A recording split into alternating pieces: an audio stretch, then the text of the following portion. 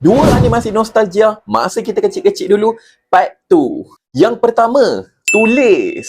Sejenis animasi yang memang dikhaskan untuk kanak-kanak. Diselitkan pengajaran dan watak pula adalah pembaris, sharpener, pensel, pen dan alat-alat tulis yang lain lah. Tak banyak yang aku nak cakap pasal animasi ni. Jadi korang tengok je lah sendiri animasi ni. Seterusnya, korang jangan cakap korang lupa cerita ni. Tak Malaysia kalau tak tahu.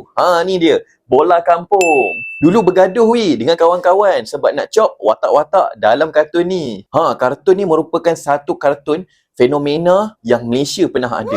Cerita dia pasal Iwan dan juga kawan-kawan yang minat betul dengan bola sepak. Dan cerita ni juga menekankan nilai-nilai persahabatan, kerjasama dan lain-lain lah.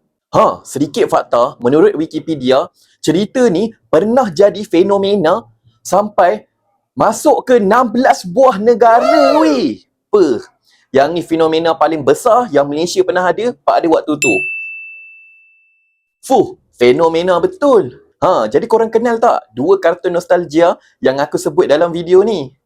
Repost gang, biar ramai lagi tahu. Alhamdulillah, memang terbaik.